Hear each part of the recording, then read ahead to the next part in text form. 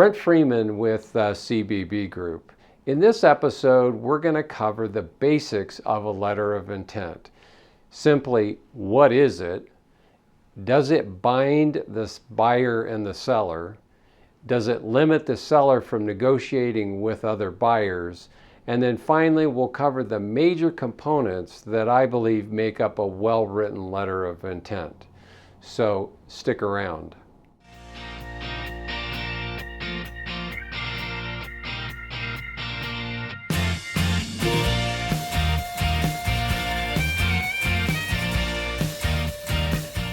As always, if you have any questions as we go through this presentation, please leave them in the comments section below and I will get back to you. In addition, if you find this video helpful, please consider hitting like and subscribe. And with that, let's get started. So, a letter of intent, what is it? Well, simply a letter of intent is the intent documented in a letter describing what actions the buyer and seller are going to take with respect to purchasing a business. Things that should be included in a letter of intent are the purchase price, if it's an asset versus a stock transaction, the terms of the transaction, transitional training that would be including is either part of the purchase price or on a contract basis, the closing date, the terms of the LOI, i.e. how long that letter of intent is going to last, due diligence, and that could be how long it's going to take and what conditions are set forth, and then finally exclusivity. So the letter of intent really should outline the intent of both the buyer and the seller on the purchase of a business. When reviewing a letter of intent, it is really important to understand a couple of things. First of all, what are the items in the letter of intent that are binding versus non-binding? So most letters of intent are described right up front as to being non-binding. But even in a non-binding letter of intent, we often find things that are binding. So let's go over at a high level the things in a letter of intent that I usually see that are non-binding. And those things are the purchase price, the terms, an asset versus a stock sale, what is being purchased, as well as what is not being purchased. So an example here could be all of the seller's cash may come out of the transaction, but the buyer may simply state that they want all of the accounts receivable to be left in the business, as well as the buyer may indicate that they want the business free and clear of all debt. So understanding what is being left in the business and what is being excluded in the business, it's really important for both the buyer and seller to understand that specific detail. And again, that can be non-binding. And then the closing date, i.e. when are you going to close? And are there any conditions to that closing? So things that are binding are the due diligence period, allowing the buyer to come in and do their due diligence. And depending on the size of the transaction, that could be anywhere from 30 to 60 days. Professional fees are another binding agreement here, in that both parties agree to pay for their own fees with regards to trusted advisors. The next one is really an exclusionary period. Now, this is the agreement between both parties, and again, this is binding, for the seller not to go out and continue to sell their business while the buyer is going through due diligence. It gives them a chance to know that their efforts and the money they're spending to go through this part of this transaction is being spent and honored by the seller. Seller's brokerage fees. So again, the broker in the United States has the ability, if they've got the right contract in place, to put an estoppel in place to actually block the sale for various reasons. I've never seen it happen before, but it outlines specifically who the broker is or the M&A firm, and that the seller is responsible for their fees. And then finally, confidentiality. So that's a binding aspect where both parties respect the fact that they've entered into this letter of intent. They're going to go through this negotiations, and both parties are going to be presenting information that is confidential in nature, but they want the agreement just says that this whole action with regards to this letter of intent will remain confidential. So it's important to understand what is binding and what is not binding as you take a look at a letter of intent. Let's cover the basic components that make up a well-written letter of intent. And the first one is actually who's buying. Is it an individual, Joe Smith, or is it Joe Smith's corporation? An important difference, but as you go through the process, it's going to be important to know the actual entity that's actually purchasing the business.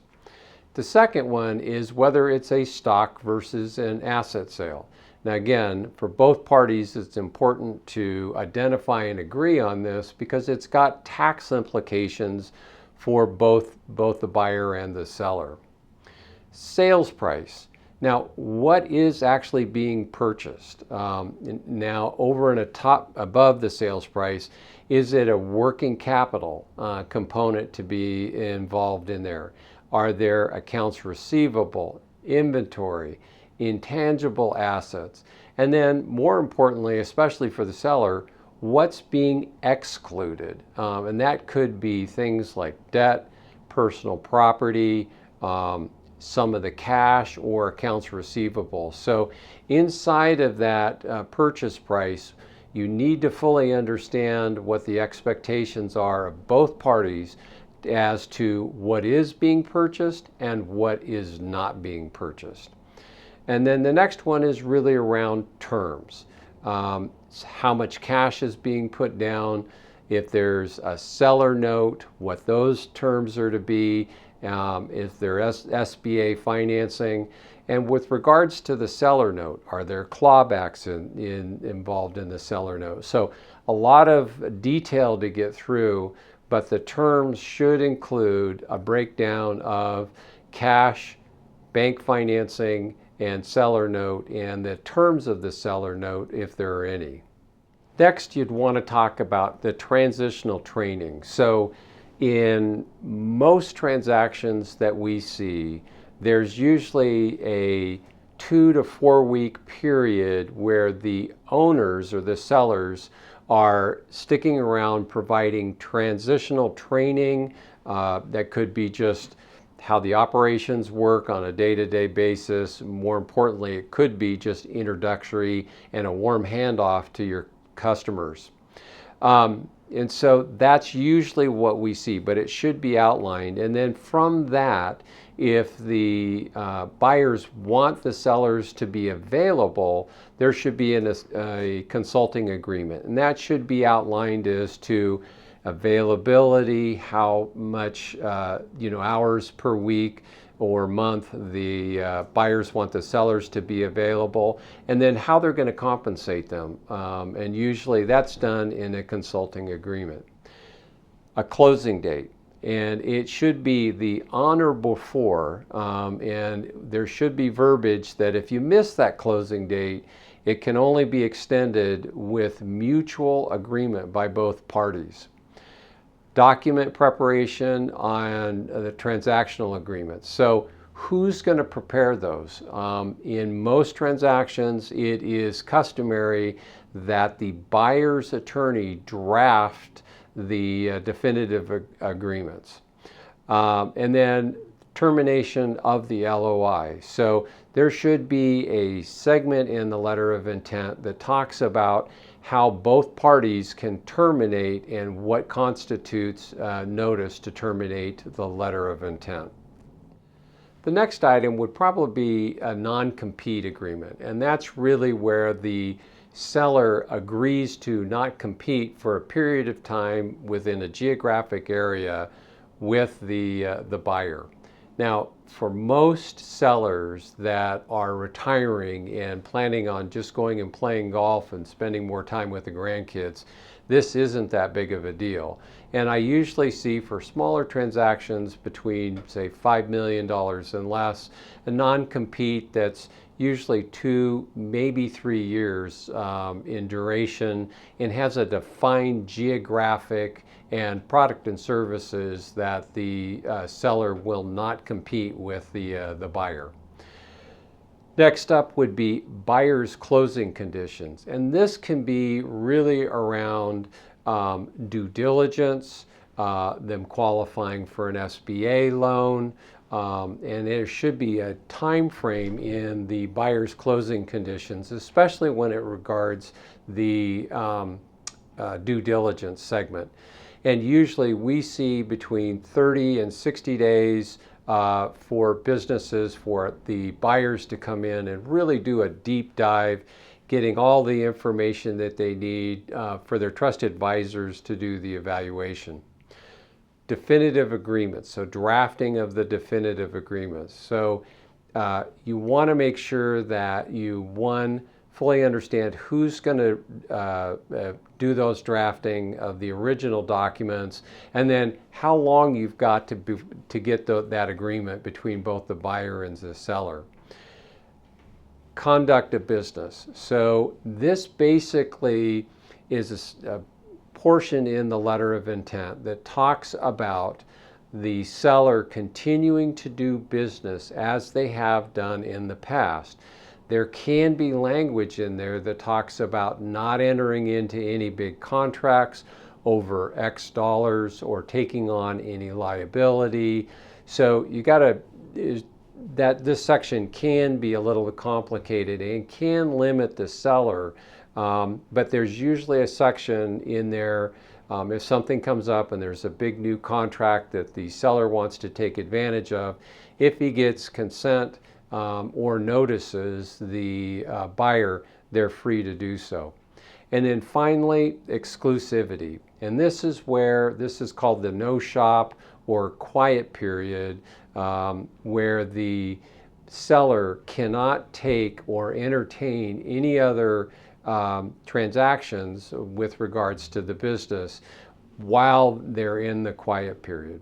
And usually this just simply goes along with that buyer's closing conditions and the due diligence time frame. So that's really the basic components that make up a well-written and documented letter of intent.